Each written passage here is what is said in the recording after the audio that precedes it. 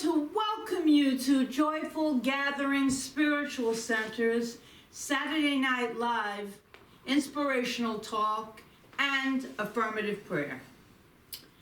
My name is Reverend Margaret Palagye. I am the founding minister of Joyful Gathering Spiritual Center. And I'm so happy that you joined us this evening. We have a really good talk for you. But I'd like to tell you a little bit about, first of all, our website, joyfulgathering.org. Right now we're in the middle of creating, actually Reverend Brenda Shuck has created the most magnificent website. It's not live yet, but all the information you need is still on the old site. We have a Wednesday night healing. That begins at 7 o'clock. The Zoom information is on our website. And we have a guided meditation. We have affirmative prayer. And we then have a chat, a community chat. Oh, this week, however, we have a movie. Once a month, on the third Sundays of the month, we have a Wednesday cinema. So this is going to be a really great movie. Please join us, and you'll have a fantastic time. Trust me, you will. So we have two classes beginning, and I want to tell you the names of them. The first one is by Dana Smith, one of our fantastic practitioners, and that's called The Science of Getting Rich. And if you know Wallace Wattles, actually Wallace Wattles' book is in both of these classes, plus another one. But The Science of Getting Rich, sign up, and you can call me, you can get in touch with us on the website.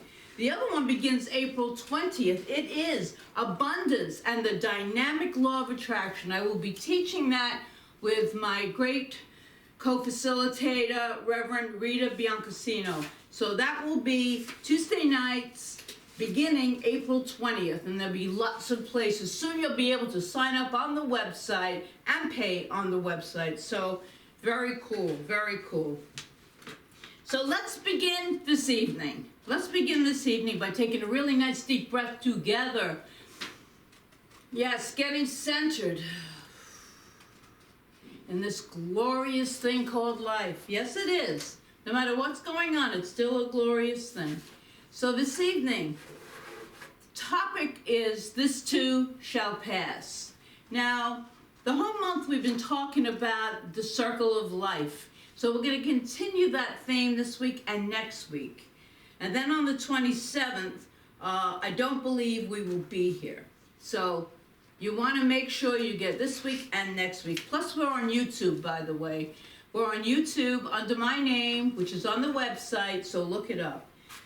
So we're looking at the circle of life, knowing that this circle, this cycle, is an ongoing series of beginnings and endings, of openings and closings, of hellos and goodbyes, and yes, even births and deaths. That's the circle of life. And as I have stressed each week, there is something very important for us to know about this circle. It's not static. It is not something that hooks back around onto itself. Rather, it is ever expanding. It is ever transcending and ever growing, upward and outward. Or in the words of Dr. Ernest Holmes, the spiral of life is upward, eternal and progressive expansion of its law. And there are no breaks in its continuity. Always gives me such... If you ever feel really down, you want to read Ernest Holmes. Open any of his books. This Thing Called You, This Thing Called Life, the Science of Mind book. There's so many of them. Fantastic. Specifically tonight, though, we're going to look at the downward arc of the circle of life, because I want to include that in our circle, because it's there. These are the places that feel like closings, that feel like goodbyes, endings, deaths. And these places, this place in this circle can be dark and scary. And that's okay. We're on these when we are on these places, we might feel like we've lost our way. when we're in that circle, that particular part of the circle, it may feel like we're going to be there forever. Our hero, now we've been using the movie and play, The Lion King, and our hero, Simba, so we're going to talk about him, certainly found himself there because of some tragic events. He left his home and his family and he forgot. He really denied rather than forgot that he was the rightful king of Pride Rock. He was the rightful king, but he forgot, like we can forget. He wandered for quite a long time, not fulfilling his life's purpose. And eventually the shamanic figure, Rafiki, came to him to help him remember, first, who he is, and second, of his rightful place. And during that time of wandering, during his dark night of the soul, Simba's deceased father, Mufasa, came to him in a vision and said an amazing line in the movie, in that great voice of James Earl Jones, "Simba, you have forgotten who you are. You are more than what you have become. You must take your place in this circle of life." And of course, we have explored in the past few weeks what it means to take our place. How important that is, to find our place and to stand in that place and to take that place in life. So the idea that you are more than you have become, hear that, you are more than you have become. You must take your place in the circle of life. And that's a great mantra, actually, to say. I am more than I have become in this moment. I am so much more, because that is the spiritual truth. But we'll make it personal here. Personal and adjust it slightly. I am more than where I am right now. I am more than where I am right now. So right now, my desire is to assist you in getting a new perspective on this downward arc of this infinite circle of life by finding the blessings it has in it and realizing that it did not come to stay.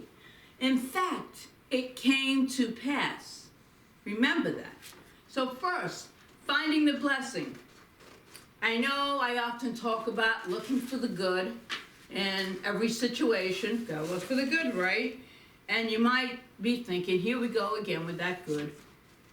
But I want to give you two thoughts that are a bit different, just a bit different from the idea of simply looking for good in a specific, not so good situation. Although that is always powerful to do, so keep on doing it if you've been doing it.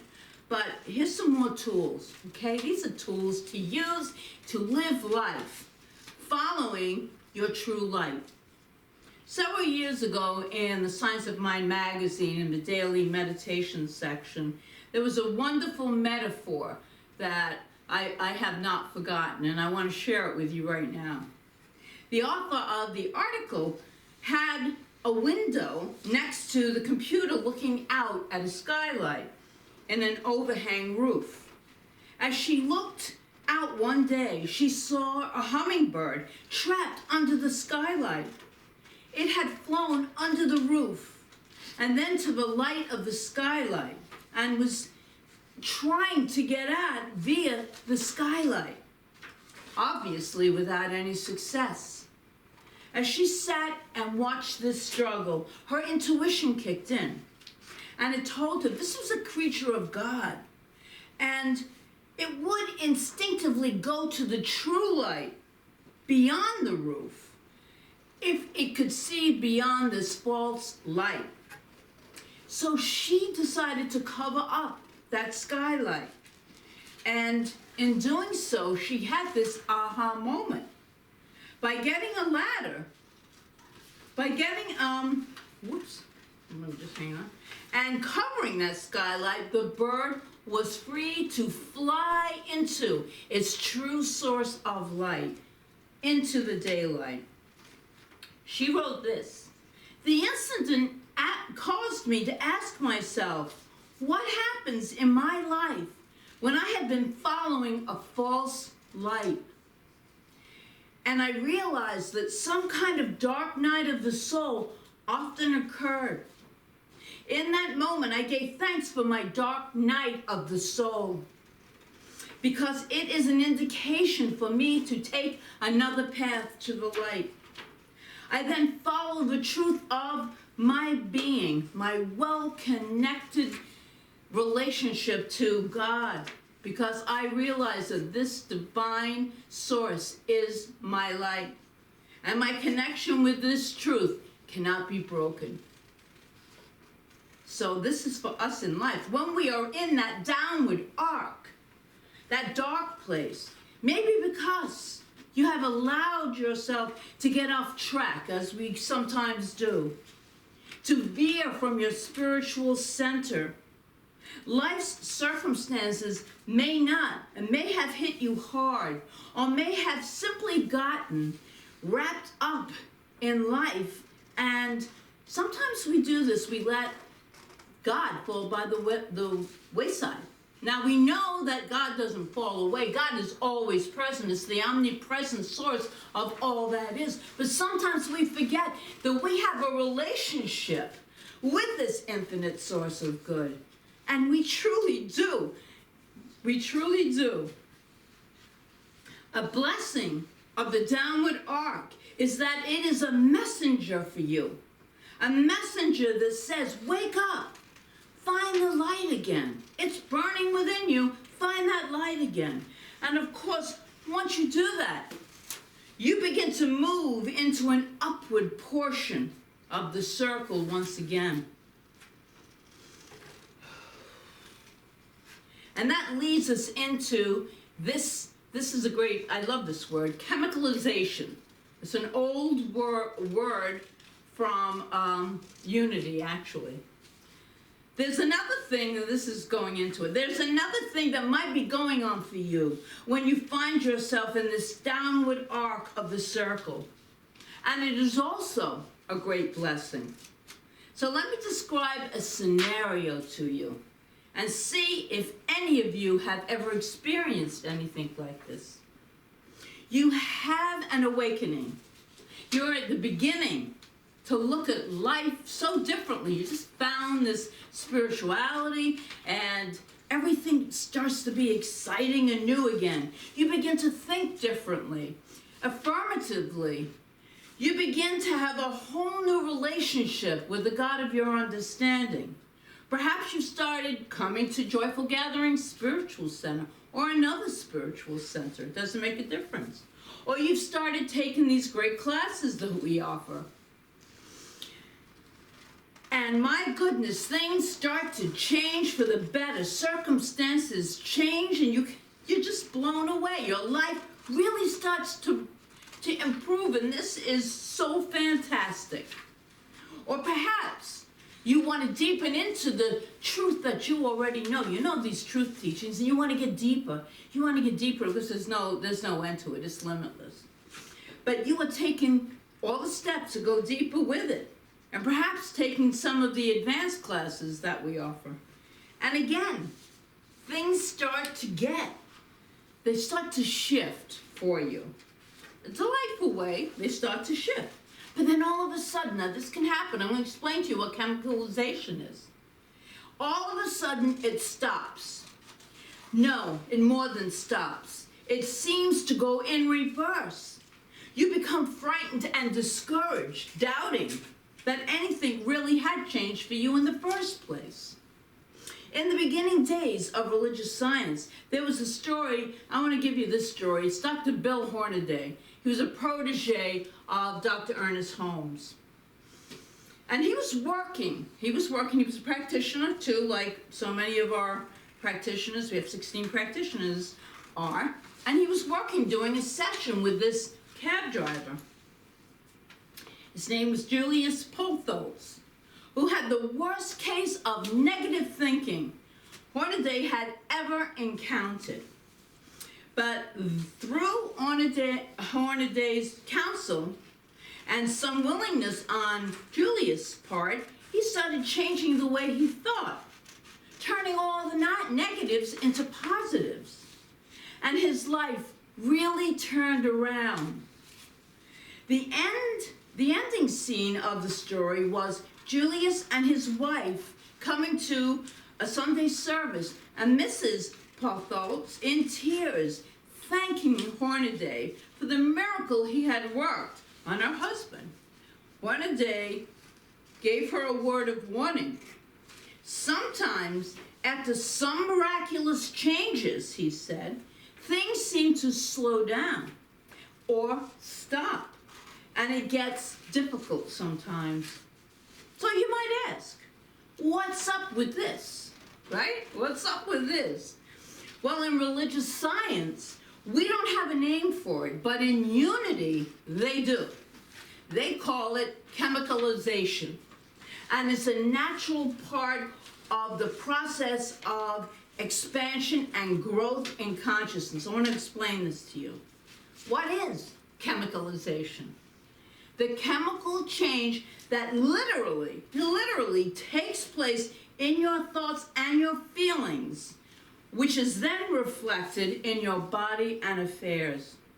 Now I'm going to go deeper with that because Catherine Ponder, fabulous woman, Catherine Ponder, in her book, Dynamic Law of Healing, writes this.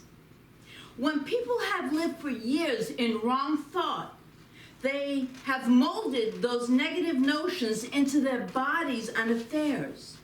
Now they have begun to do an about-face, thinking in terms of love, praise, forgiveness, release. Such reversed thoughts are a big dose for their system to take. So there is this clash. This is good. There is this clash between the old and the new way of thinking. This sets up a chemical reaction in the mind and the body and the affairs. At such time, the good thing to remember is that one positive thought, she writes, is more powerful than 1,000 negative ones. That's something really good to remember. No matter how much noise it makes in the process, it has to go. The negative thinking has to go. But having had that control for so long, it doesn't give up without a fight. Even when it is flaring up, within the consciousness, you know that it's actually unconditional surrendering, and soon it will be completely gone. Meanwhile, this is still Catherine Ponder. Meanwhile, there seems to be a lot of excitement within as it takes its last stand. Chemicalization sounds like a negative process, but it is actually a very positive and natural one. Isn't that great? I love that word. It's so great because we're shifting. We are shifting in the way we are showing up in the world with all the different conditions that take place in life, all the different experiences and situations and news stories and everything. We're changing the way we view them. So it could be that what seems to be on a downward arc in the circle is simply the natural, necessary, and very positive experience of chemicalization, a blessing indeed, without us knowing it. So we go to the second part, it came to pass. It is important to remember that whatever is going on, whether you are having this opportunity to find the true light, or whether you are in the process of chemicalization, that this came to pass. It came to pass. How many times in the Bible do we read that statement? It came to pass. We could take a good lesson from that phrase, it came to pass. It didn't come to stay, right? It came to pass. Or as the wonderful minister, Dr. Dominic proliferone, the Hollywood Church of Religious Science always said, and I've quoted this so many times, when you're going through hell, don't stop to build a condo, right? Keep on moving. Keep on moving. You're going to have the experience, you're going to go through it, but don't hang out in it, okay? Don't hang out in it. Keep moving through it. That is true transformation. That is true transformation. Let us remember the circumstances will always change. They will. They will always change. We block our flow by thinking our dark moments came to stay. They won't. They will all pass. That is the way life is. We must remember that and believe that. We begin our movement in the circle of life again by realizing that they came to pass. Or the title of my talk, This Too Shall Pass. This too shall pass. And I've said many times, that's one of my favorite, I call it an affirmation because it reminds me, this did not come to stay. This, whatever I'm going through, came to pass. And that's for all of us, all of us. Even when they feel like they're never gonna end. They always do. The only constant that is unchangeable is our divinity, that divine self within each and every one of us. That is constant, that is real, that is omnipresent, that will never pass. Thank you, God, for that. That's what I say to that. Thank you, God, for that. And so, my friends, if you find yourself in the downward arc, experiencing a dark night of the soul, remember this. You are more than where you are right now. You are more than where you are right now. You can take your place in the circle of life. And I'm going to close this with a reading from Dr. Ernest Holmes, where he says, "We may meet difficulties, uncertainties, and doubts, barriers walling our passage, but we must not be discouraged when so confronted. We must climb over the rocks of unbelief, pass around the barriers of doubt, and plunge into the stream with faith. The stream will ever widen. The barriers will gradually disappear. Though we walk through the plains and valleys of indecision and doubt, the stream will still carry us back to the ocean of our being." I love that. That is so beautiful. So if you feel that you are on this downward arc in the circle of life, please know that this too shall pass. This too. Remember, the spiral of life is ever upward. And just be open to the many blessings that you can receive from every single experience, and then you truly will be blessed. And so it is.